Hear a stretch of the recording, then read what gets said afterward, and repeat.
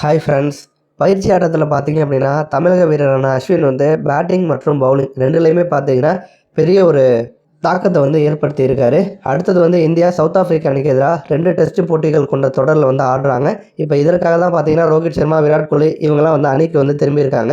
இப்போ வந்து முதல் டெஸ்ட் போட்டி நடப்பதற்கு முன்பாக ஒரு வார்ம் அப் போட்டி வந்து நடந்திருக்கு. இந்த வார்ம் அப் போட்டியில் வந்து ரோஹித் சர்மா மற்றும் விராட் கோலி இவங்க வந்து இல்லை. ரவிச்சந்திரன், அஸ்வின் தலைமையில் தான் பார்த்தீங்கன்னா இந்த வார்ம் அப் கேமில் வந்து இந்தியா வந்து ஆடியிருக்காங்க. இப்போ இந்த போட்டி வந்து ஒரு நாள் டெஸ்ட் போட்டியாக வந்து நடந்திருக்கு.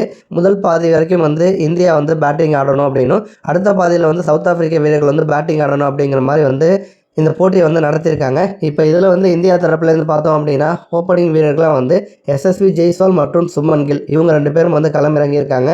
2 பேருமே பார்த்தீங்கன்னா அரை சதம் எடுத்து வந்து அவுட் ஆகிருப்பாங்க. ஜெய்ஸ்வால் வந்து 52 ரன்லையும், இன்னொரு புறம் கில்லு பார்த்தீங்கன்னா 55 ரன்லையும் வந்து அவுட் ஆகிருப்பாங்க. அதனைத் தொடர்ந்து வந்து ஸ்ரேயாஸ் ஐயர், கேஎல் ராகுல், ரவீந்திர ஜடேஜா இவங்க 3 பேரும் வந்து ஆடியிருக்காங்க.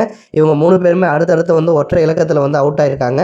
கடைசி நேரத்தில் வந்து ரவிச்சந்திரன் அஸ்வின் மற்றும் கேஎஸ் பாரத் இவங்க 2 பேரும் வந்து நல்ல ஒரு பார்ட்னர்ஷிப் வந்து பில்ட் பண்ணியிருக்காங்க. இதில் வந்து அதிரடியாக ஆடி ரவிச்சந்திரன் அஸ்வின் பார்த்தீங்கன்னா சதம் அடிச்சிருக்காரு. இன்னொரு புறம் வந்து கேஎஸ் பாரத் வந்து 30+ ரன்கள் வந்து சேர்த்திருப்பார். முதல் அந்த பாதி நேர முடிவில் பார்த்தீங்க அப்படின்னா இந்திய அணி வந்து 286 ரன்கள் வந்து சேர்த்துருக்காங்க. அதனை தொடர்ந்து பார்த்தீங்கன்னா டிக்ளேர் பண்ணி சவுத் ஆஃப்ரிக்கா அணி வந்து ஆடியிருக்காங்க.